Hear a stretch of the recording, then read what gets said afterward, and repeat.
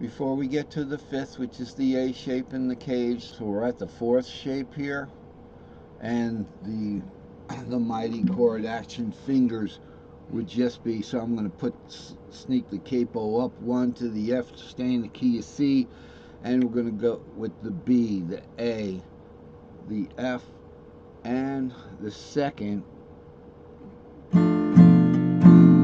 Now look, that looks like a diminished chord, but it's not.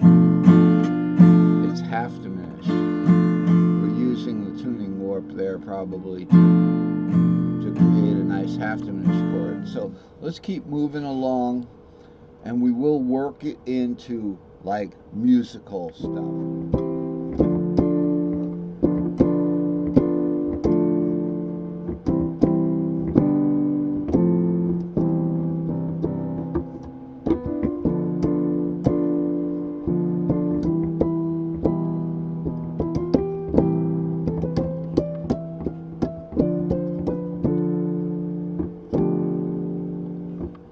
It has that kind of suspense to it, you know, where it's not quite resolving in the A box.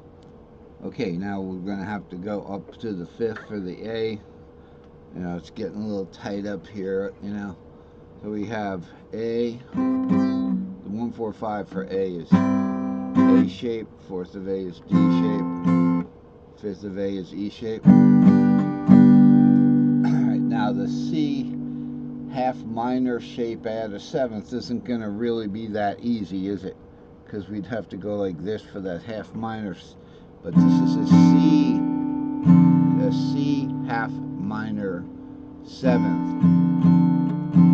Okay, in that shape, we don't want its seventh. We'd have to drop it to a sixth. So we've already got the 2 and the 6. We've got to get that 7 right there. We want to drop the C down to its seventh there, which is the 6th. Drop it to its 7th there, which is the root of the half diminished.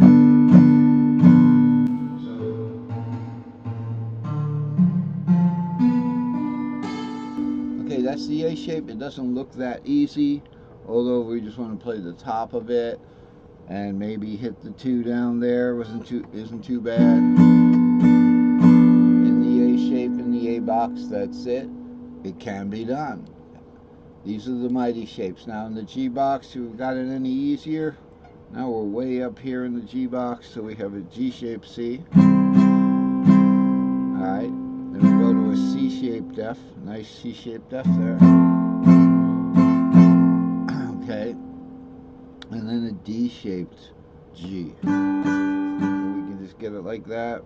So right here we got friendlies down here in the G box. And we just have 6, 2, 4, 7. Okay, these are our mighty shapes. Now, in the 7 box, alright, it's starting to get a little difficult up here, but I think I can get it.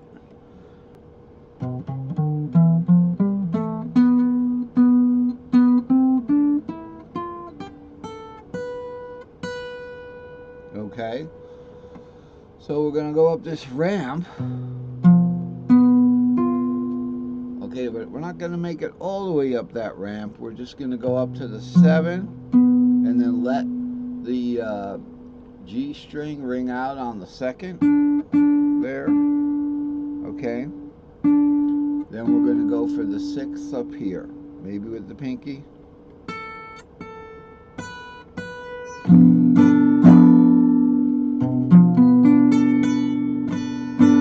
Seems like about the easiest way to do it. The 7th box, what was I going to call it? And in this case, I called it the C-shaped 5. And if we look over in the Lydian box, it had the same exact problem. So I called it the E-shaped 4th. So these are pretty much substitution shapes. So we've got the E 4th and the C-shaped 5.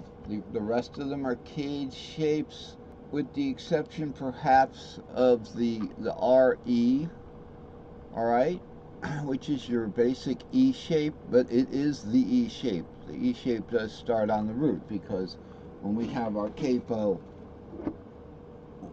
I have my capo on the E, that's where your fret nut is. So we're playing an E there, E and E shape.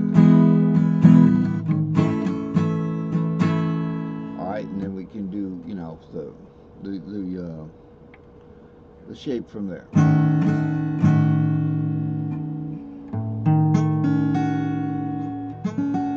Probably not playing it right there.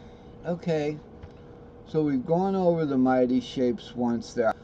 So again, root 3/5 is everything 7/2/4/6 isn't. So we have like a new notation here. For instance, in the D box, in the DC box. Now you know when you're going to the right in guitar, going upward,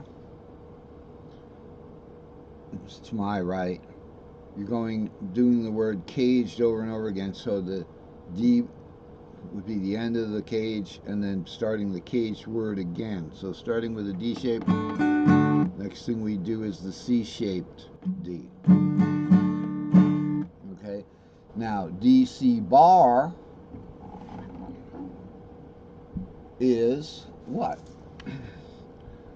DC bar is everything that the D shape and the C shape isn't. So 5√3 is the D shape, 5√3, 5 root 3 right here is the C shape. Okay, so you can see in the dark keys that's the DC shape. So DC bar would be everything else, which is 7/2/4/6. So this is the full DC Locrian cage, you know, half diminished seventh, and everything else. Okay, except we haven't added the 3. The 3 is actually shared if you want to go for the. It's an important point to make that Locrian and the Ionian have all the same notes.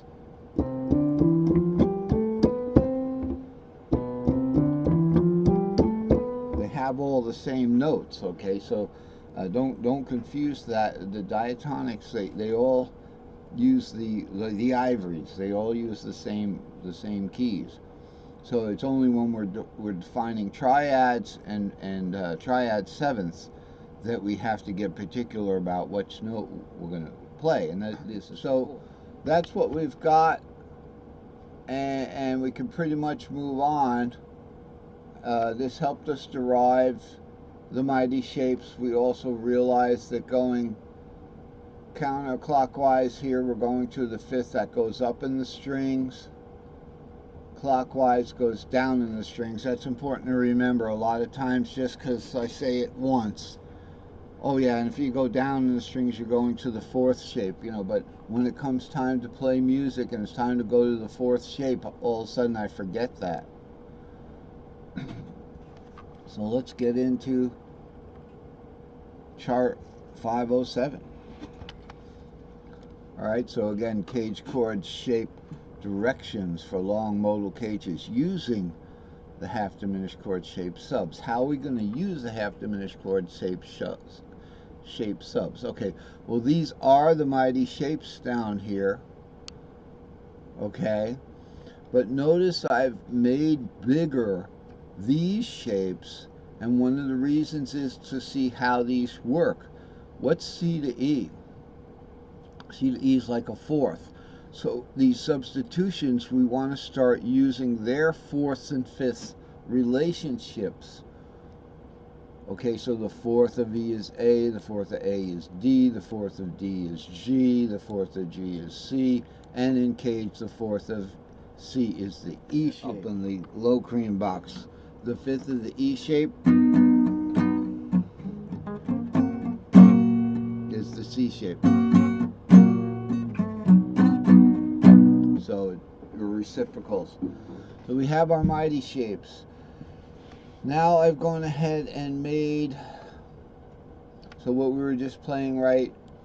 Okay, things are in 4ths now in this particular chart. So the difference, it's interesting to look at the difference between 506, where things are listed.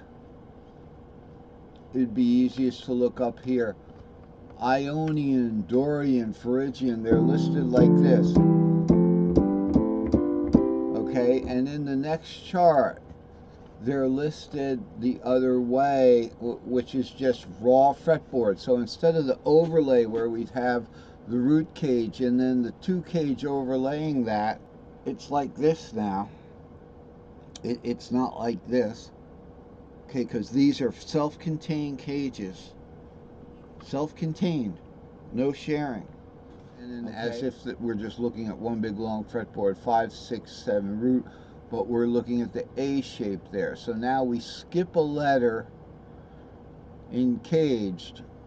Okay, so, but we're actually doing a pentatonic scale at this particular case because they're in fourths. So fourths, we skip a letter in a pentatonic scale. Fifth, we skip a letter in caged.